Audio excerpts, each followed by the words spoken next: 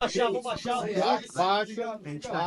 Na nossa posição para o Marcos Braz. Marcos, ouvimos o Felipe Luiz, ouvimos também o Bruno Spindel ainda há pouco. Claro, tem muita coisa para falar sobre essa classificação, mas um tom, mais uma vez, de reclamação no que diz respeito a marcações da arbitragem de vídeo. E aí, queria saber de você, na condição de vice-presidente do Flamengo, se é algo corriqueiro que realmente vem sistematicamente prejudicando, e como o clube interpreta essa situação. Boa noite. Boa noite. Mais uma vez vou vir aqui. Mais uma vez vou vir aqui. É dela lá. Mais uma vez eu vou vir aqui reclamar, mas com a classificação do Flamengo, que é o mais importante. Eu acho que a arbitragem errou no primeiro lance do jogo ali, quando não expulsa o jogador. Eles estão alegando que tinha cobertura, não vi cobertura absolutamente nenhuma. Muitos cartões, eu acho que desproporcionais. E é isso. Quanto mais a arbitragem brasileira em relação a isso aqui. E eu não sei o que estão reclamando aí de absolutamente nada. Pelo menos o Corinthians não tem que reclamar de absolutamente nada. Só a gente tem que reclamar. A gente chegou aqui no começo do jogo com um som ambiente do estádio revertido para dentro do vestiário. Assim, uma loucura que estava lá dentro. Você não conseguia ouvir absolutamente nada. Bastante luzes apagadas. As luzes, a gente entende que possa ser um problema em relação à parte elétrica, isso acontece, isso acontece em tudo quanto é lugar. Agora, a reversão do som para dentro do vestiário, aí já é um pouquinho, acho que já é premeditado. Mas, enfim, o quarto árbitro resolveu bem também, e a gente só, com muita calma e tranquilidade, falou: se continuar com a música, a gente não entra em campo. Até porque você precisava se concentrar ali, você precisa falar, o técnico fala, as pessoas falam entre si, não é só a hora de rezar. O jogo já começa ali 20 minutos antes, meia hora antes desse processo, do horário de 4 horas, né? Não começa 4 horas ali dentro do vestiário.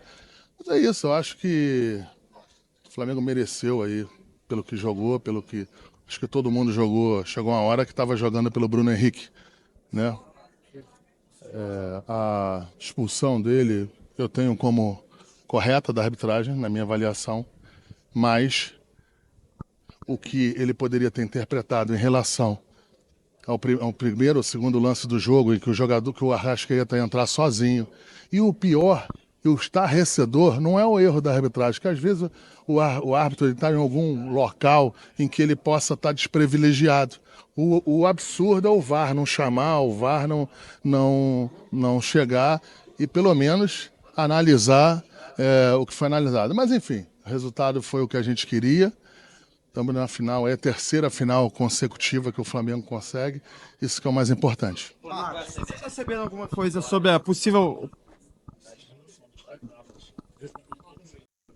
Principalmente esse lance do Arrascaeta, porque ele já estava, a gente entende que ele já estava numa diagonal em direção ao